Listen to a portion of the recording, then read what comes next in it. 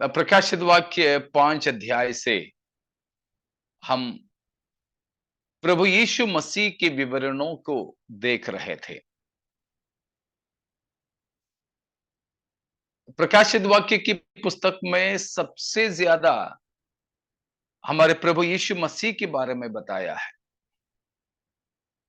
अलग अलग नाम दिया है यीशु मसीह के लिए। बहुत प्रकार के नाम यीशु मसीह के प्रकाशित वाक्य में दिए गए नामों को ही लेकर हमें लंबे दिनों तक पढ़ते रहने के लायक है। कई दिनों तक हमारे क्लास उसी से चल सकता है। उतना अधिक यीशु मसीह के बारे में प्रकाशित वाक्य के अंदर बताया है। उसमें हम देख रहे थे 5वें अध्याय में प्रभु यीशु मसीह के बारे में बताए हुए बातें।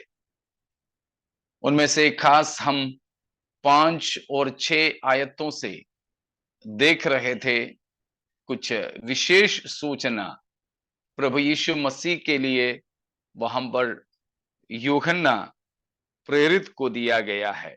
एक और बार 5 और 6 को हम पढ़ेंगे।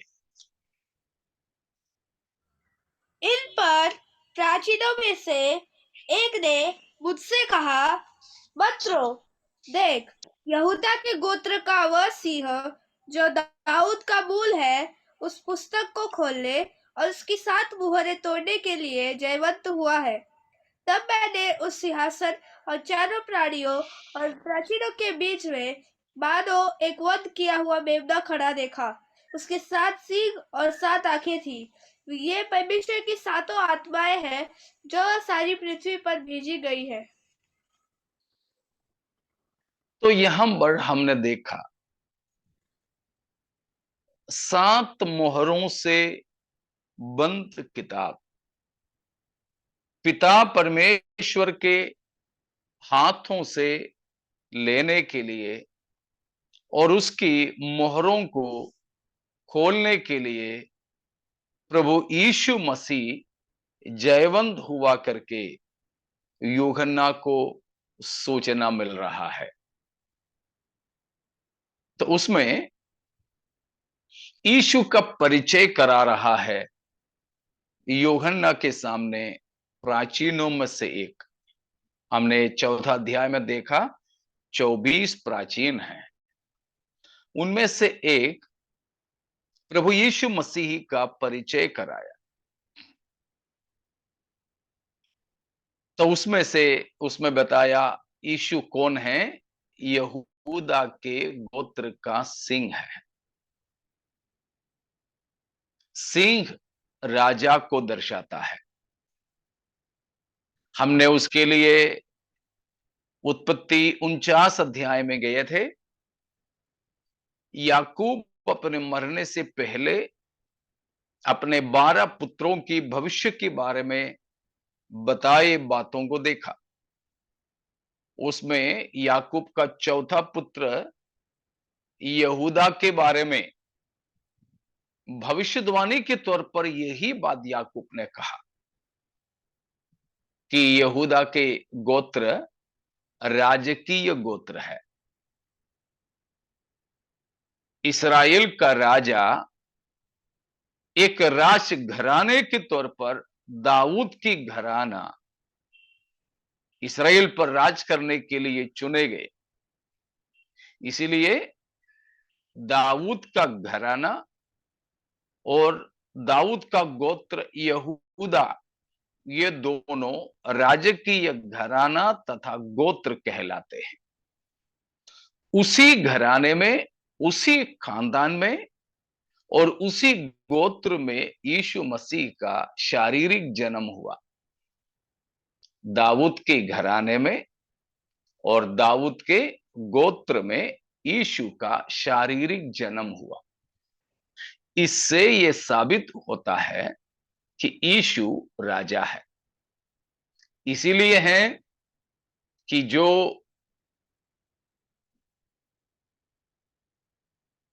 बुद्धिमान या फिर ज्योतिषी कहलाने वाले यीशु की जन्म के समय में उस तारा को देखकर राजमहल में आ पहुंचे, पूछने लगे, पैदा हुआ यहूदा का राजा कहां है?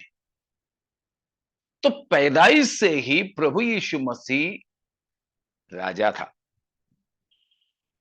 इसीलिए यीशु मसीह के बारे में लोग बताते थे कि वो यहूदियों का राजा है। यीशु मसीह पर जो आरोप भी लगाया गया था, वो भी यही तो था, वो यहूदियों के राजा है। और पिलातुस ने यीशु मसीह की क्रूस के ऊपर भी क्या लिखवा के रखा था?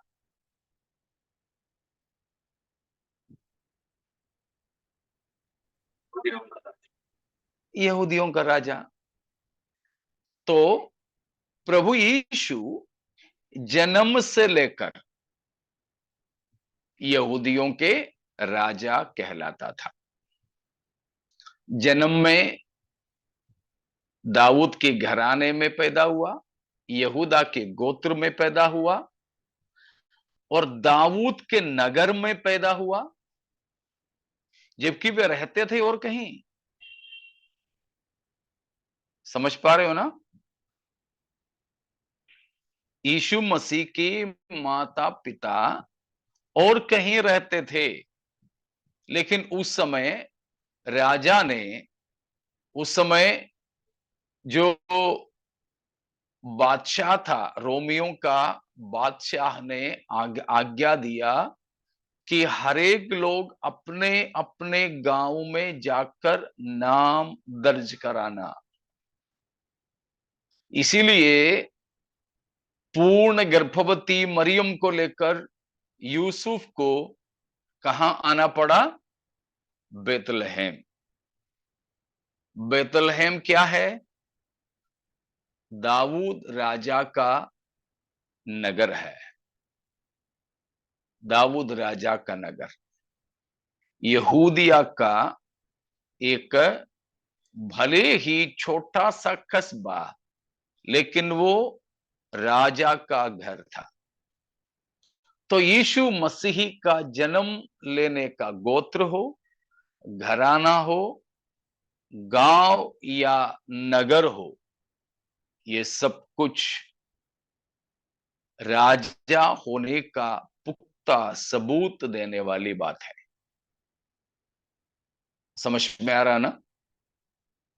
तो उस तरह प्रभु यीशु मसीह की जन्म से लेकर मृत्यु तक मसीह का राजत्व को प्रकट किया जाता है। मरते समय पिलातुस ने लिखवा करके रखा, यहूदियों का राजा है। और दफन में भी यीशु राजा साबित हुआ। जैसे यशायाह 53 अध्याय में बताया है, ठीक वैसे प्रभु यीशु मसीह का दफन में भी, यीशु मसीह की फ्यूनरल, उसकी बरियल में भी यीशु मसीह राजा साबित हुआ है। तो 53 का 9वां पद को पढ़ेंगे। यशायाह 53 का 9। उसकी कब्र भी दुष्टों के संग ठहराई गई और मृत्यु के समय वह धनवान का संगी हुआ, यद्यपि उससे किसी प्रकार का उपद्रव न किया था और उसके मुंह से कभी छल की बात नहीं निकली थी। वहां पर हम पाते हैं कि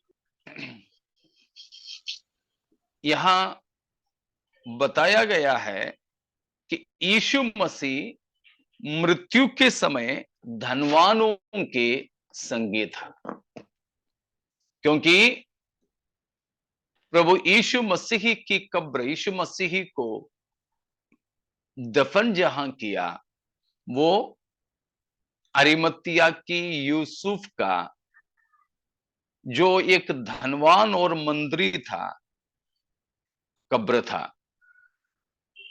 एक धनवान का सा, एक राजा का सा।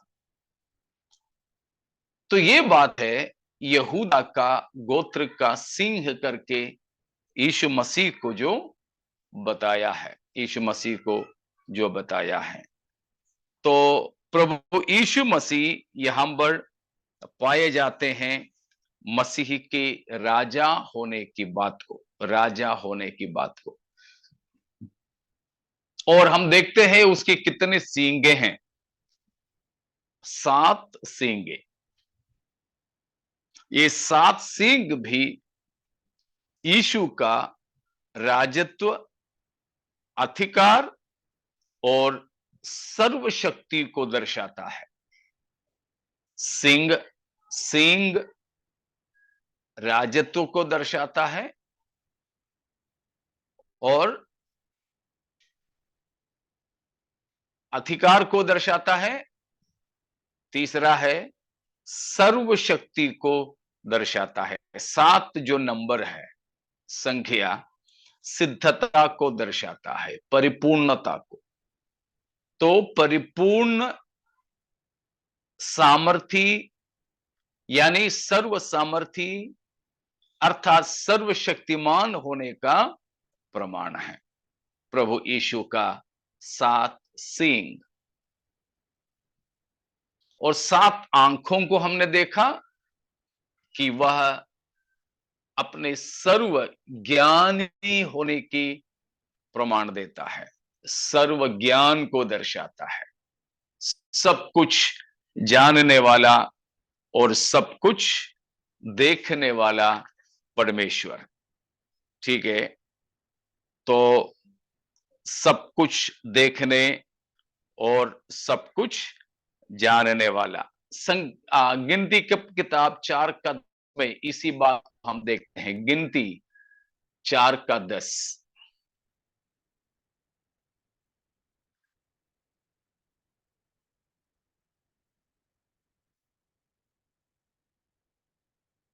नहीं मिला किसी को? तब वे सारे सामान समेत दीवट को सुइसों की खालों के आवरण के भीतर रखकर डंडे पर धर दे।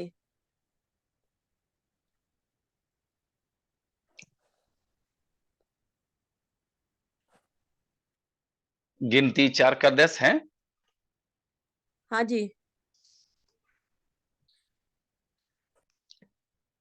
परमेश्वर की आंखें सारी पृथ्वी पर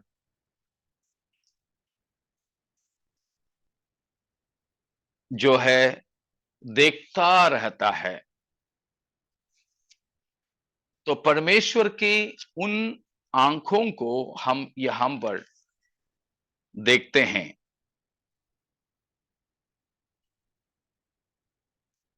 कि परमेश्वर की दृष्टि सर्व ज्ञान की बात,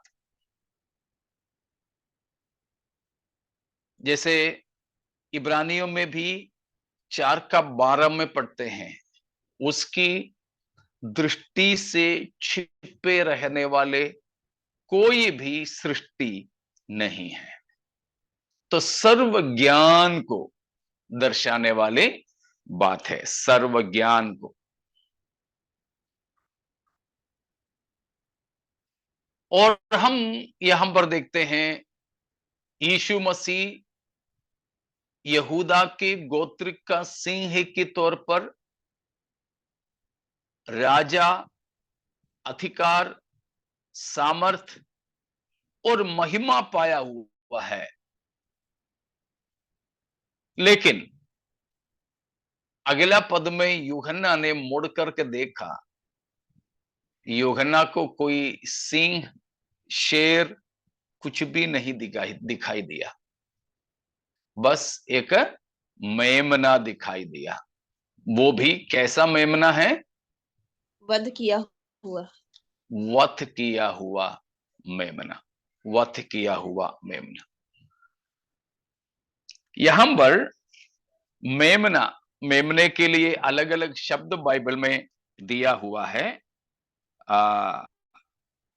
यहां पर एक लैम्ब एक मेमना, एक भेड़ की बच्चा की तरह बताया गया है, एक भेड़ की बच्चा की तरह। वह बलिदान को दर्शाता है। तो यीशु मसीह को एक बलिदानी मेमना, बलिदान किस लिए होना है? हमारे पापों के प्रायश्चित में, हमारे पाप की कर्जा चुकाने में, हमारे छुटकारे की दाम चुकाने में। तीन बात मैंने बताया, पहले भी बता चुका। यीशु हमारे लिए क्रूस पर मारा गया। यीशु मसीह वध हुआ मेमना है। क्या दर्शाता है? एक, यीशु मसीह हमारे पापों के प्रायश्चित के लिए बलिदान हुआ। पापों का प्रायश्चित की बलिदान है। दूसरा, हमारे पापों की कर्जा चुकाया है अपने बलिदान के द्वारा। हमारे पापों का कर्जा यीशु ने अपने क्रूस की बलिदान के द्वारा चुकाया है। तीसरा, अपने बलिदान के द्वारा हमारे छुटकारे को मसीह ने खरीद लिया,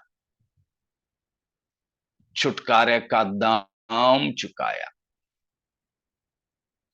तो प्रायश्चित किया, पाप का भुगतान किया, छुटकारे को खरीद लिया, छुटकारे को खरीद लिया। इसके लिए यीशु हमारे वास्ते परमेश्वर की वध किया गया मेमना बन गया। यीशु को अभी भी यूहन्ना कैसे देख रहा है?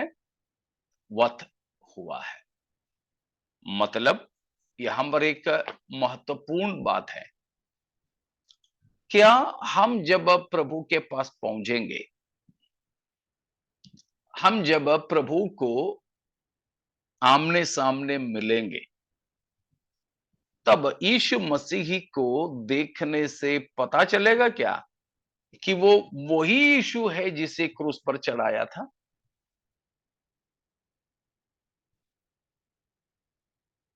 उसके हाथों का जो कील जो ठोके गए थे, उससे मुझे थोमा को जो दिखाया था, उससे पता चलेगा वही यीशु है। बिल्कुल, बिल्कुल। यहां दो बात को याद रखिएगा। एक, यीशु मसीह अभी भी अपना मनुष्यत्व को छोड़ा नहीं। मसीह को अनंतता में भी पूरा हम अपने मनुष्यत्व में देख सकते हैं। दूसरा, अनंत काल में पूरा यीशु मसीह के शरीर में क्रूस की मृत्यु के निशान बराबर रहेगा। मतलब यीशु मसीह अभी महिमामय स्थिति में है या नहीं?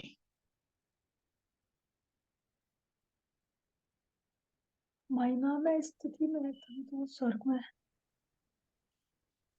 हाँ, यीशु मसीह महिमामय स्थिति में है। परमेश्वर जितने महिमा से भरा है, उतने महिमा से मसीह यीशु भी भरा है।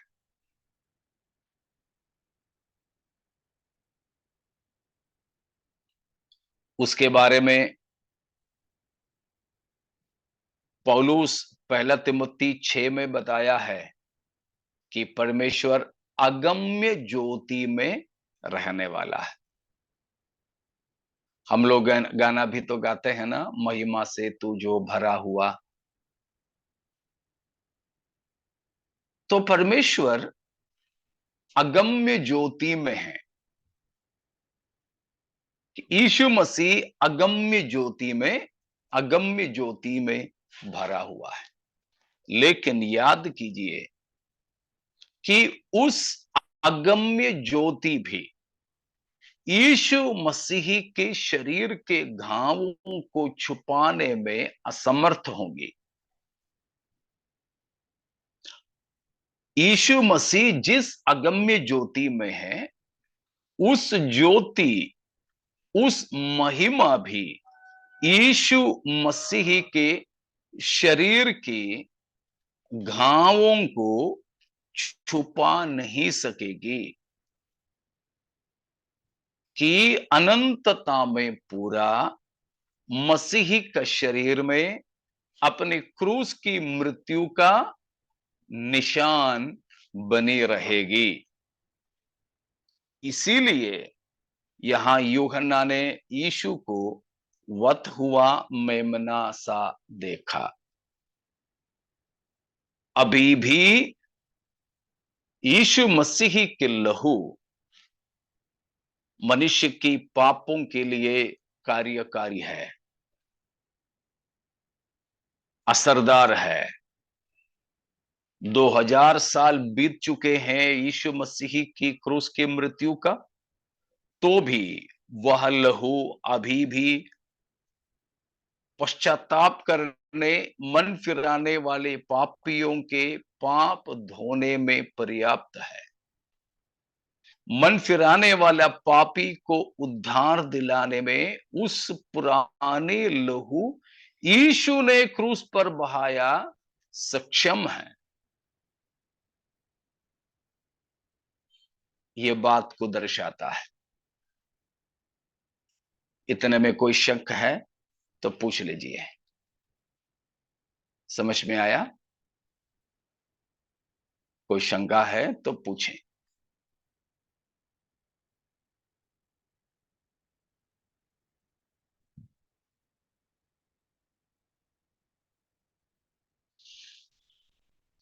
ठीक है, तो प्रकाशित वाक्य की पुस्तक में यीशु मसीह के लिए दिया गया सबसे अधिक बताया गया नाम है मेमना। लगभग 29 बार यूहन्ना यीशु को मेमना करके कहा है। 29 टाइम्स, करीब 29 बार यूहन्ना यीशु को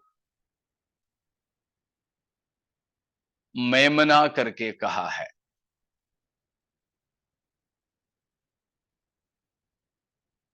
इसलिए इस 5वें अध्याय के बारे में कुछ लोग बताते हैं, here the chapter 5 is the presentation of the Lamb of God। परमेश्वर की मेमना का प्रदर्शन, प्रकटीकरण, पहचान कराना इस अध्याय में हो रहा है। प्रकाशित वाक्य 5 अध्याय में परमेश्वर की मेमने का प्रकाशन हो रहा है। तो सबसे ज्यादा यूहन्ना ही यीशु को मेमना करके कहा है। एक बार पतरस ने जरूर कहा था हमारे छुटकारे के बारे में बताते समय,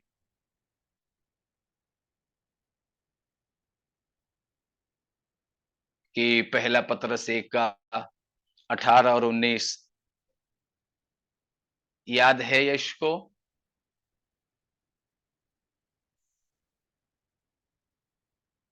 नहीं? रोहन को याद है?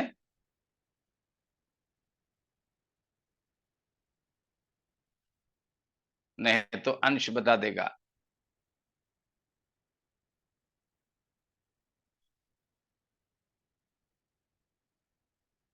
रूफस को?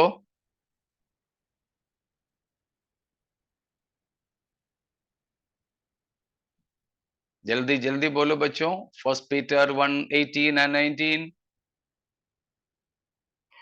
For you know that you have been redeemed from your empty way of life, inherited from your fathers, not with perishable things like silver or gold, but with the precious blood of Christ, like that of an unblemished and spotless lamb.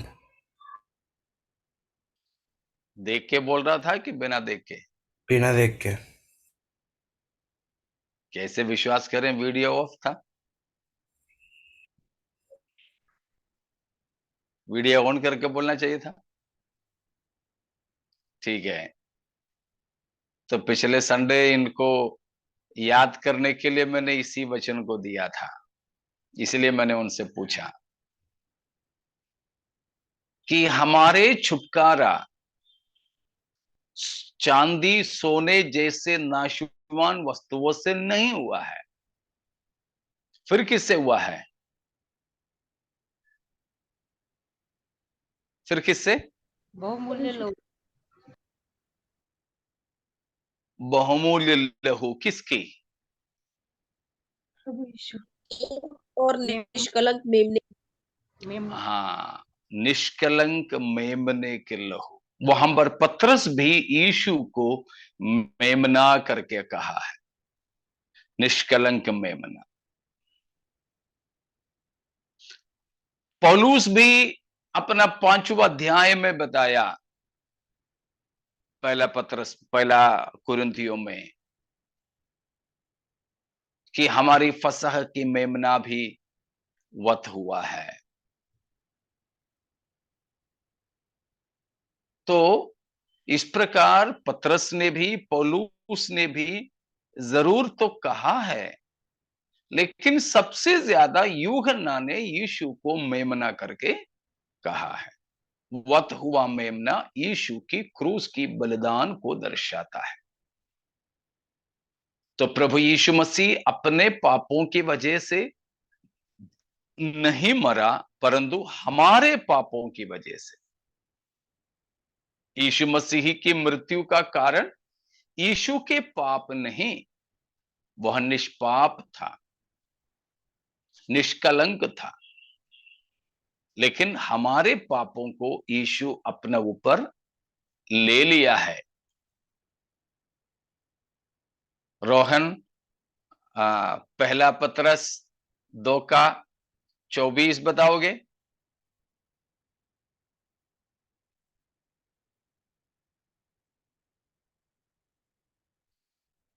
पढ़ने के लिए नहीं, बताने के लिए है। ठीक है, याद नहीं तो पढ़ लो। वह आप ही हमारे पापों को अपनी देह पर लिए हुए क्रूस पर चढ़ गया, जिससे हम पापों के लिए मरकर धार्मिकता के लिए जीवन बिताए। उसी के बाहर खाने से तुम चंगे हुए, क्योंकि तुम पहले भटकी हुई भेड़ों के समान थे। हाँ, पर बस बस बस बस।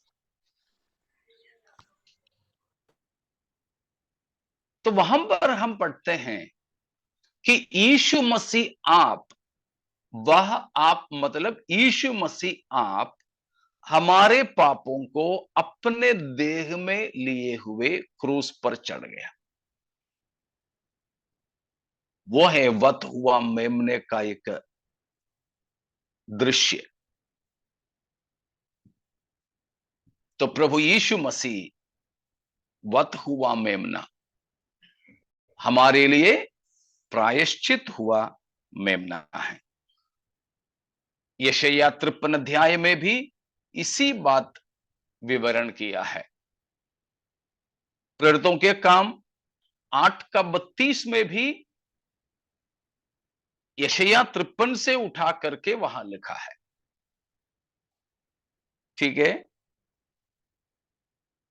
और बाकी जो मैंने अभी बताया, पहला पतरस 1:19 में, और यूहन्ना पहला अध्याय की 29 और 31 में,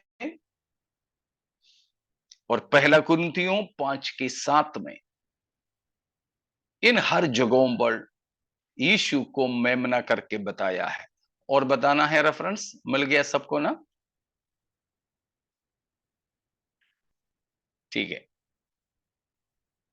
तो इन भागों में यीशु को, फिर से रेफरेंस बता दीजिए। ठीक है, अभी तो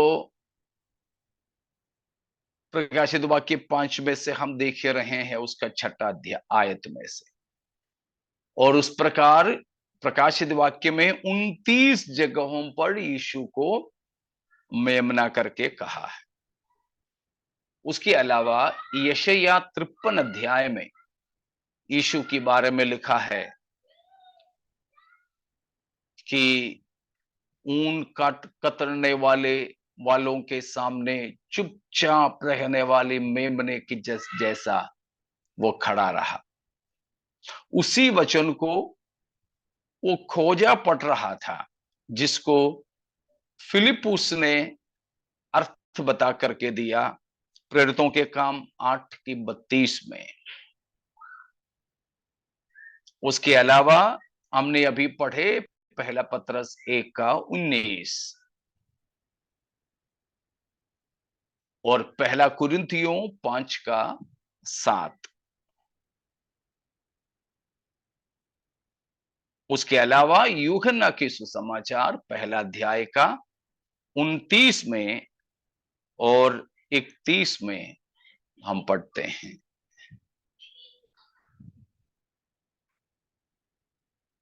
छत्तीस तक भी हम उन्हीं बातों को देखते हैं। तो इन सभी भागों में अब मिल गया ना पूजा? जी अंकल।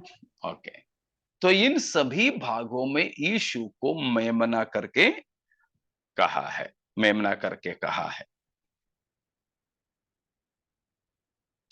तो यहां पर 2 तस्वीर है।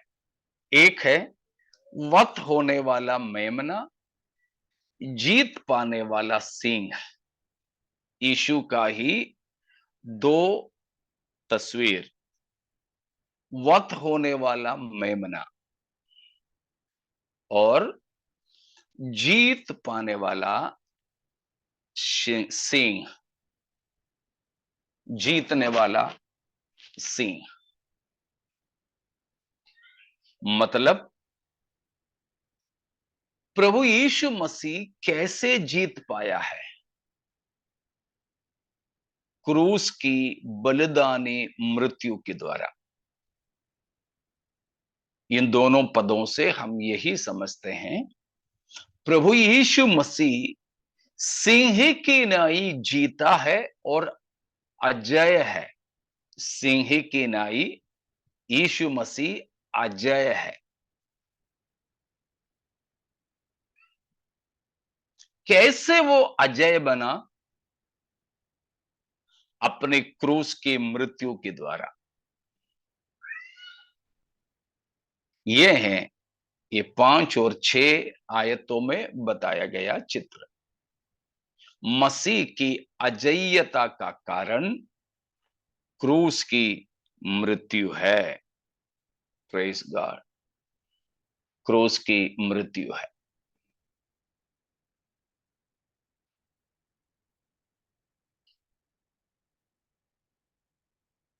शैतान, पाप, इन सबों को मसीह ने जो हराया है, वो कैसे हराया?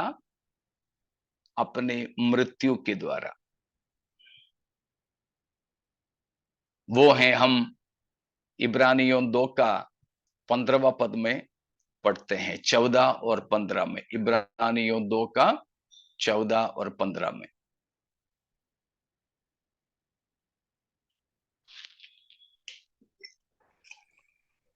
इसलिए जबकि लड़के मांस और लहू के भागी है, तो वह आप भी उनके समान उनका सहभागी हो गया, ताकि मृत्यु के द्वारा उसे, जिसे मृत्यु पर शक्ति मिली थी, अर्थात शैतान को निकम्मा कर दे, और जितने मृत्यु के भय के मारे जीवन भर दासत्व में फंसे थे, उन्हें छुड़ा ले। Praise God. प्रभु यीशु यहां अजय्यता को कैसे हासिल किया? दूसरी बात, शैतान को यीशु ने कैसे निकम्मा किया? तीसरी बात, मृत्यु के भय के दासत्व से हमें मसीह ने कैसे छुड़ाया। इन सब का एक ही उत्तर है, 15वां पद में बताया है। क्या है उत्तर?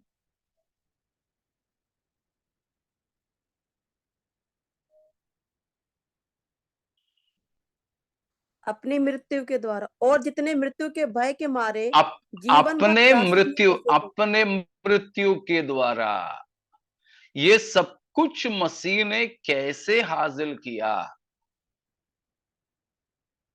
हम वो अजय बना, शैतान को निकम्मा किया, हमको छुड़ाया। सब कुछ कैसे? अपने मृत्यु के द्वारा, अपने मृत्यु के द्वारा।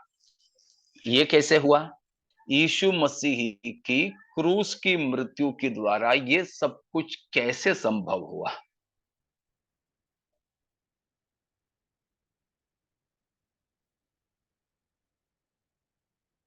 समझ में आ रहा आप लोगों को? कोई कठिन तो नहीं लग रहा?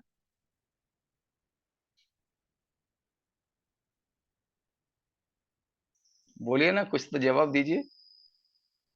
नहीं अंकल, नहीं लग रहा है कठिन। नहीं लग रहा? बाकी लोग भी बोलिए ना, किसी को लग रहा हो तो कठिन तो वो भी बताइए, ताकि हल्का करने की कोशिश करूं। सही है अंकल जी, आ रहा है समझ में। अच्छा, तो ये भी बताइए, यीशु अपने मृत्यु के द्वारा ये सब कुछ कैसे हासिल की। यीशु मसीह मरने से बाकी सब लोग डर गए क्या? जैसे कोई हड़ताल करते हैं, कोई हड़ताल के दौरान आत्महत्या कर लेते हैं, तो फिर सरकार वाले जल्दी समझौता कर लेते हैं, हड़ताल बंद करा देते हैं, ऐसे कुछ है?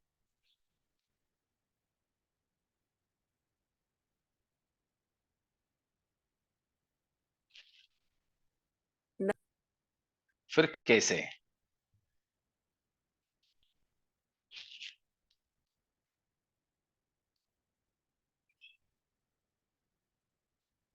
मसीह की मृत्यु से वो अजय कैसे बना, शैतान को निकम्मा कैसे किया, हमको कैसे छुड़ाया।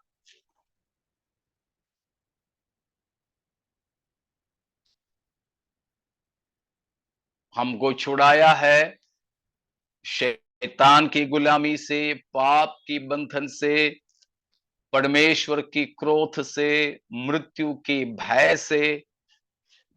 ऐसे कई छुटकाराएं प्रभु ने हमें दिया। ये सब कुछ मसीह की मृत्यु से संभव कैसे?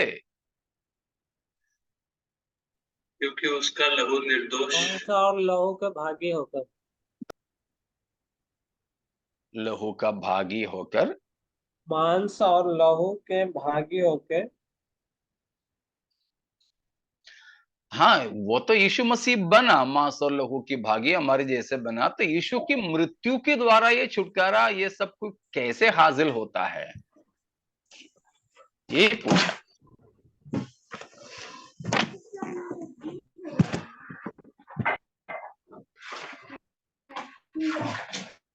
श्रेष्ठ ब्रदर कुछ बता रहा था। यीशु मसीह का निर्दोष निष्कलंक लहू से। ठीक है, वो लहू बहाने से वही है मृत्यु। यीशु का मृत्यु का मतलब है यीशु मसीह की निष्कलंक लहू। उसके द्वारा कैसे ये सब प्राप्त हुआ है, वहां पर क्या कर्म, क्या क्रिया हुआ है? जी उठने के द्वारा? नहीं, यहां पर जी उठने की बात नहीं हो रहा, यहां मृत्यु के द्वारा ही हो रहा है।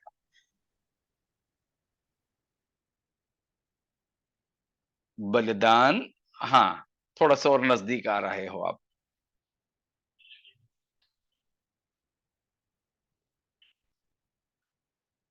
मसीह के बलिदान के द्वारा। वही बलिदान से क्या हुआ है? मृत्यु, मसीह की बलिदान, यीशु की लहू बहाना, यीशु मसीह की मरना, सब एक ही मतलब है। उससे ये सब कुछ कैसे हुआ है?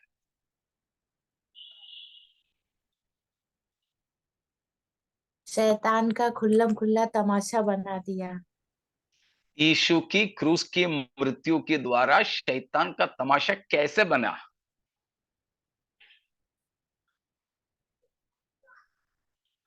हमारे छुटकारे के लिए परमेश्वर ने जो मांग रखा था, तो परमेश्वर ने जो जो मांग रखा था उस सारी मांग को प्रभु यीशु मसीह ने पूरा किया, और वही दाम चुका करके हमें ये सब परमेश्वर यीशु मसीह ने हमें हमारे हाथ में दिया। हाँ, बिल्कुल, छुटकारा मृत्यु बढ़िया, के भय से बड़, और दासत्व से और शैतान को निकलना। बढ़िया। हमारे सबसे बड़ा समस्या क्या था? शैतान था या पाप था? पाप पाप पाप। मृत्यु किस लिए आया? द्वारा। पाप के द्वारा। पाप, के द्वारा। पाप के द्वारा। शैतान को हमारे ऊपर अधिकार कैसे मिला? पाप के द्वारा। पापों की। पाप के द्वारा। मतलब ये सब कुछ पाप की वजह से ही हुआ था।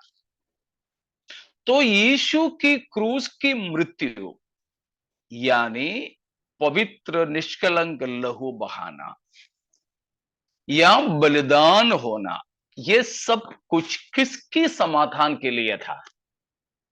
पाप के समाधान के लिए। हमारे पाप के समाधान के लिए। हमारे पाप के समाधान के लिए ये सब कुछ हमसे किसने मांगा था? परमेश्वर ने। परमेश्वर ने। उससे बढ़कर के हम ये बोल सके, परमेश्वर की धार्मिकता ने। The righteousness of God demanded punishment and condemnation of sins. पाप का दंड किसकी मांग थी? परमेश्वर की धार्मिकता की मांग। समझ पा रहे हो ना? परमेश्वर की धार्मिकता, परमेश्वर की धार्मिकता। अगर परमेश्वर पाप का दंड नहीं देता तो परमेश्वर कौन नहीं होता? धर्मी नहीं होता, पवित्र और धर्मी नहीं होता परमेश्वर। समझ रहे हो ना?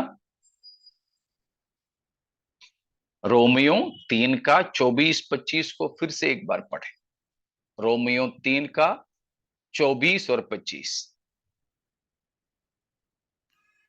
परंतु उसके अनुग्रह से उस छुटकारे के द्वारा जो मसीह यीशु में है, सेतवेद धर्मी ठहराए जाते हैं।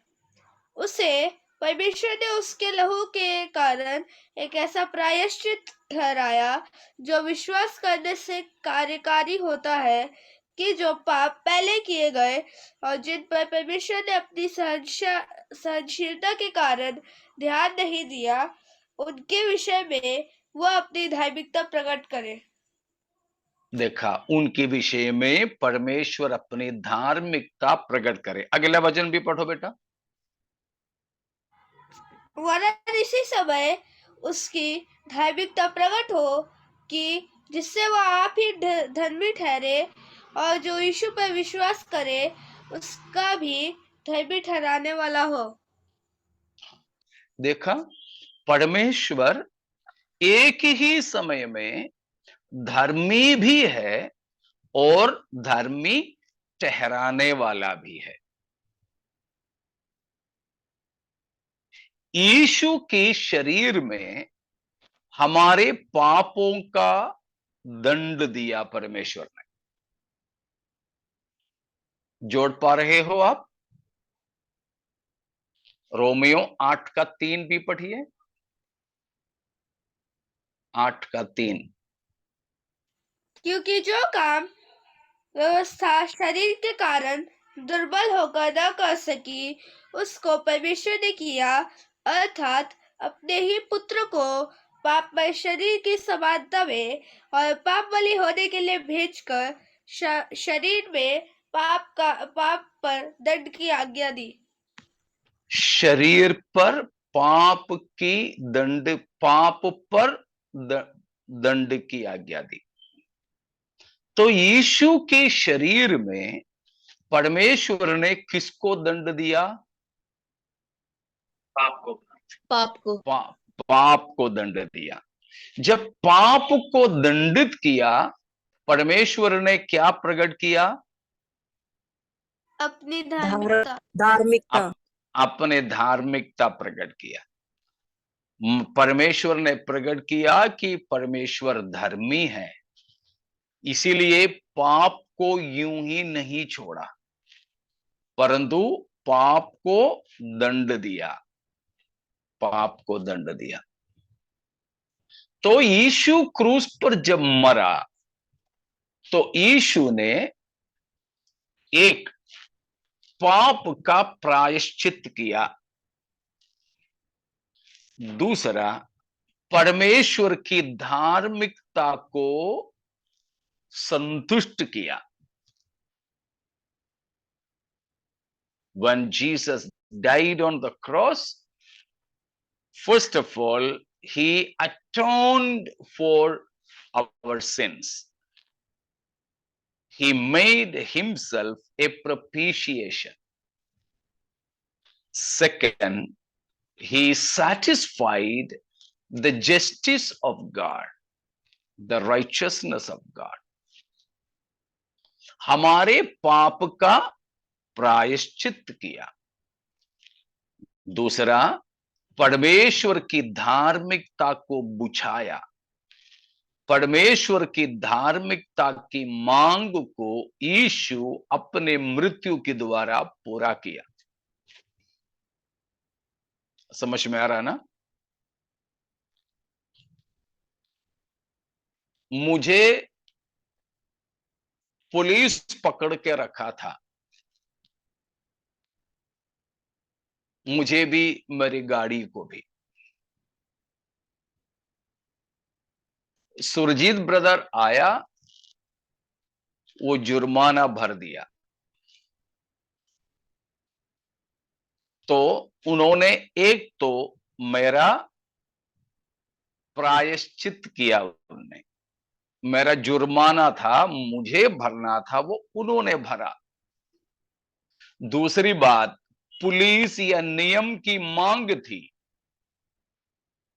कि मैंने कुछ ट्रैफिक नियम को उल्लंघन किया तो जुर्माना देना।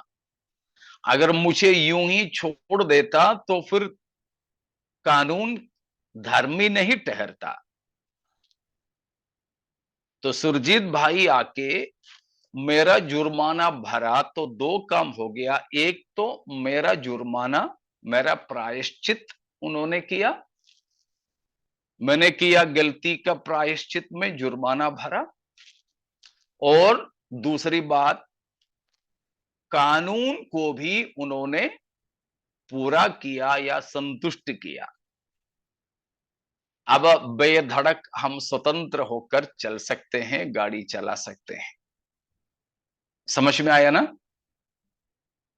इसी तरह शैतान को हमारे ऊपर क्यों अधिकार मिला था? हमारे पाप की वजह से। मान लीजिए मेरा 1 करोड़ का गाड़ी है, 1 करोड़ का मेरा गाड़ी, लेकिन शायद 10,000 25,000 रुपया थंगा लेने वाला पुलिस वाला ने पकड़ के रखा है, छोड़ नहीं रहा है। मेरे गाड़ी की चाबी उन्होंने ले लिया, मेरा लाइसेंस उन्होंने ले लिया, गाड़ी का पेपर भी पूरा उन्होंने ले लिया। किस वजह से? मैंने कोई कानून को तोड़ा। शायद मैंने लाल बत्ती पर गाड़ी आगे चलाया, कानून तोड़ा, इसीलिए उनको मेरे ऊपर अधिकार मिली। इसी प्रकार मृत्यु के अधिकारी शैतान को हमारे ऊपर कब्जा किस लिए मिला था? हमारे पापों की वजह से। यीशु की क्रूस की मृत्यु ने क्या कर दिया? ये पाप का प्रायश्चित किया, तो शैतान की कब्जा यूं ही छूट गया हमारे ऊपर से। बिल्कुल गुलामी में थे, कब्जे में थे शैतान की, लेकिन उस जुर्माना यीशु मसीह ने भर दिया, तो हमको कब्जा करके रखा, शैतान का हाथ छूटा, तो बंधन में पड़े चीज खुल गया, छूट गया। और दूसरी बात, शैतान ने हमारे ऊपर यूं ही अधिकार पाया था या परमेश्वर ने हमको शैतान के वश में करके दिया था? पाप की वजह से।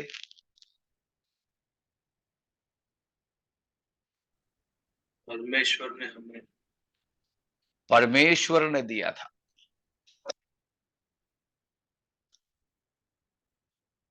अब हमारी बच्चा हमारी बातें नहीं मानता है, तो हमने पुलिस वाले के हाथ में हमारे बच्चे को पकड़वा दिया। बच्चा हमारी मानता नहीं, इसलिए ट्यूशन पे लगा दिया। टीचर को बोला, ये छड़ी भी लेकर के दे दिया। बोला टीचर कुछ मत देखो, कोई शिकायत नहीं, दे देना, है ना अंश? अंशी को ये सुन करके हंसी आ रहा है ना? तो टीचर को, पास्टर को पापा मम्मी छड़ी लेके दे देते हैं, बोलते ये आराम से नहीं बैठेगा तो दे देना भाई, दे देना। क्यों पापा मम्मी ने दे दिया है बच्चे को ट्यूशन टीचर के पास में, नहीं तो पुलिस के पास में, नहीं तो और किसी के पास में? उसकी अनाज्ञाकारिता के कारण। इसी तरह परमेश्वर ने हमको क्या कर दिया है? इस व्यर्थता के अधीन कर दिया है। जल्दी आप पढ़ लीजिए 8 रोमियो 8 का 19वां पद। क्योंकि सृष्टि बड़ी आशा भरी दृष्टि से परमेश्वर के पुत्रों के प्रकट होने की बाट जो रही है, क्योंकि सृष्टि अपनी इच्छा से नहीं पर अधीन करने वाले की ओर से व्यर्थता के अधीन इस आशा से की गई कि सारी सृष्टि बस आप बस ही बस देखिए वहां पर कि सृष्टि अपनी इच्छा से नहीं, अधीन करने वाले की ओर से। देखा, अधीन करने वाले की ओर से।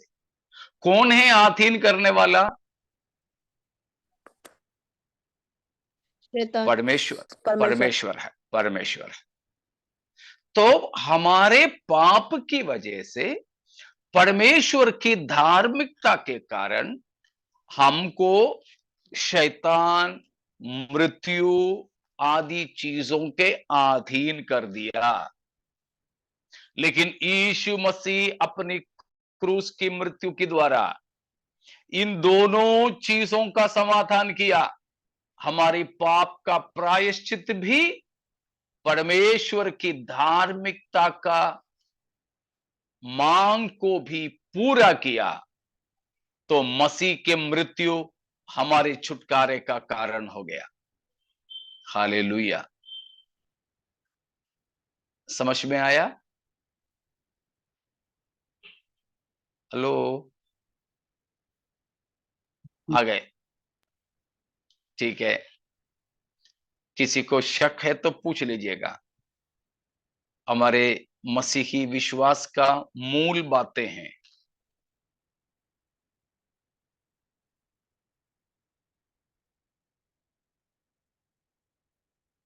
ठीक है, इसीलिए अब हमें कोई कर्जा है शैतान से, शरीर से, पाप के लिए?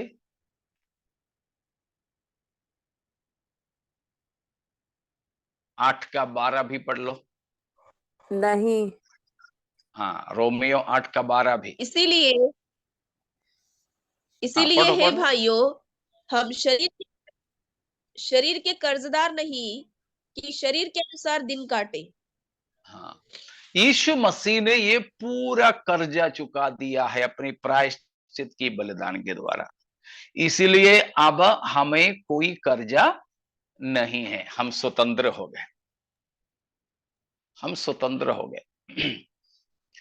यही परमेश्वर की धार्मिकता को पूरा करके, हमारे पाप के प्रायश्चित भी करके, हमको पापों से छुड़ाना, हमको पापों से छुड़ाना, यह यीशु मसीह की अजय्यता का कारण है, यीशु मसीह की अजय्यता का कारण है। Praise God. इस प्रकार प्रभु यीशु मसीह विजय पाया है, इस प्रकार प्रभु यीशु मसीह जयवंत हुआ है। तो समझ में आ गए कैसे प्रभु यीशु जयवंत हुआ? क्रूस पर वध हुआ मेमना जयवंत कैसे हुआ? अब आगे समझ में? ठीक है, तो प्रभु इस तरह अपनी क्रूस की मृत्यु के द्वारा यहूदा की गोत्र की सिंह होकर, वध किया गया मेमना होकर जयवंत हुआ है। यह है यीशु मसीह की जयवंत होने की बात, जो हमें पापों से मुक्ति दिलाने वाला एकमात्र प्रभु, एकमात्र प्रभु। इतने में कोई शंका है तो आप पूछ सकते हैं।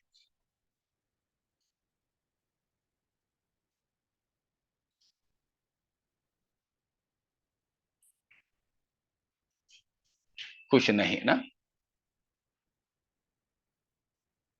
Praise God. तो आगे बढ़े। ठीक है, अब हम जब देखते हैं कि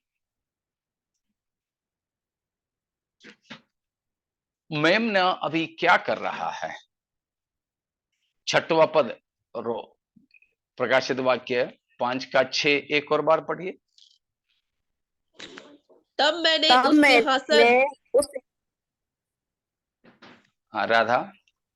तब मैंने तब मैंने उस सिंहासन और चारों प्राणियों और उन प्राचीनों के बीच में मानो एक वध किया हुआ मेमना खड़ा देखा। उसके 7 सींग और 7 आंखें थी। ये परमेश्वर की 7 आत्माएं हैं जो सारी पृथ्वी पर भेजी गई है। मेमना को, अब मेमना कौन है? यीशु मसीह।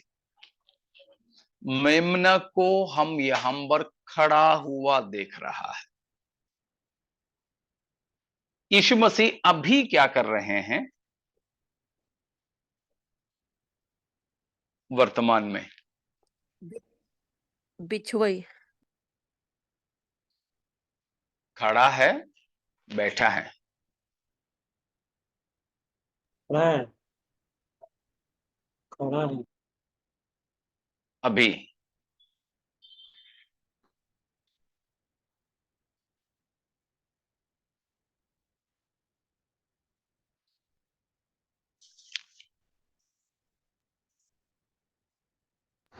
खड़ा है। खड़ा ही है। बैठा है। इफिसियो 1:20 से पढ़ लीजिए, मैं जब बोलूंगा तब रोक देना। इफिसियो 1:20 से। जो उसने मसीह में किया कि उसको मरे हुओं में से जिलाकर स्वर्गीय स्थानों में अपनी दाहिनी ओर सब प्रकार की प्रधानता और अधिकार और सामर्थ और प्रभुता के और हर एक नाम के ऊपर, जो ना केवल इस लोक में पर आने वाले लोक में भी लिया जाएगा, बैठाया। यीशु मसीह को अभी इन सब के ऊपर बैठाया है। इब्रानियों 1:13। इब्रानियों 1:13। और स्वर्गदूतों में से उसने किससे कब कहा, तू मेरे दाहिने बैठ, जब तक कि मैं तेरे बैरियों को तेरे पांव के नीचे की पीढ़ी न कर दूं। Praise God. वहां पर भी भजन संहिता 110 उठा करके यहां लिखा है कि जब तक मैं तेरी शत्रुओं का तेरी पांव की चौकी न बनाऊं, तब तक तू मेरे दाएं और बैठ। ठीक है, कितना था? 20। 1:13। इब्रानियों 1:13। तो उधर भी यीशु को महिमा के दाएं और बिठाया है। तो और भी वचन है। तो प्रभु यीशु को यह मत सोचना कि यीशु मसीह तब से जाकर के बैठा है, लेकिन हमें समझाने के लिए ये शब्द इस्तेमाल किया है। बिचुआई प्रार्थना के लिए, महायाजकीय सेवकाई के लिए यीशु परमेश्वर के पास है हमारे लिए। और यहां कहा है यीशु मसीह को वहीं कब तक रहना है? उसी अवस्था में जब तक शत्रुओं को मसीह की पांव की चौकी ना बनाए। उसका और एक मतलब बताया है, प्रेरितों के काम 3:21। प्रेरितों के काम 3:21। अवश्य है कि वह स्वर्ग में उस समय तक रहे जब तक कि वह सब बातों का सुधार न कर ले, जिसकी चर्चा प्राचीन काल से परमेश्वर ने अपने पवित्र भजदक्ताओं के मुंह से की है। तो स्वर्ग यीशु मसीह को कुछ समय तक पाना है, ठीक है। और मतलब यीशु परमेश्वर के ठहराए हुए कुछ समय है, तब तक स्वर्ग में ही पाया जाना है। वो कौन सा है परमेश्वर ने ठहराया हुआ समय? अपने शत्रुओं को अपने पांव की चौकी बनाना। ये कब होगा?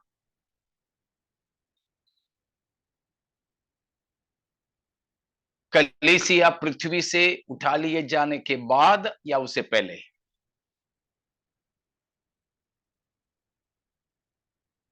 बाद में।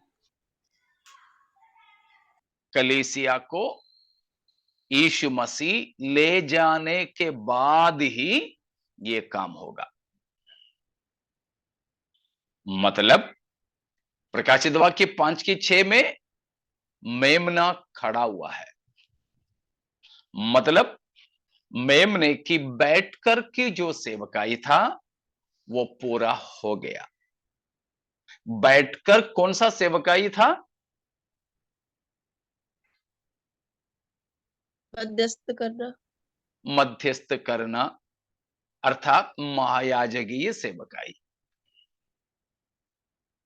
अभी मसीह खड़ा है। किस लिए खड़ा है? शत्रुओं को अपने पांव की चौकी बनाने के लिए। उसका मतलब इस समय यीशु मसीह ये मोहर लगाया गया पुस्तक लेने, पुस्तकों को खोलने के समय कलीसिया पृथ्वी पर रहेगी?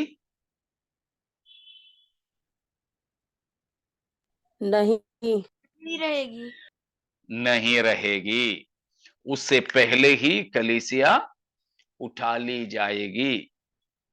इसीलिए हम बताते हैं कि कलीसिया महाक्लेश से होकर नहीं गुजरेगी। समझ में आ रहा ना? महाक्लेश का जो 7 साल का समय है, वह यीशु मसीह अपने शत्रुओं को अपने पांव तले करने का समय है। उससे पहले उसके लिए मसीह उठेंगे। उठने के समय ही कलीसिया को पृथ्वी से उठा लेंगे मसीह। इसीलिए प्रकाशित वाक्य 4-5 से लेकर आगे की घटनाओं के समय कलीसिया धरती पर नहीं होगी, कलीसिया मसीह के साथ स्वर्ग में होगी। हमको उन महाक्लेशों में से, परमेश्वर की क्रोध में से गुजरना नहीं नहीं पड़ेगा। पड़ेगा। नहीं होगा। हालेलुया। परमेश्वर का क्रोध सारे पृथ्वी पर रहने वालों पर भड़कने से पहले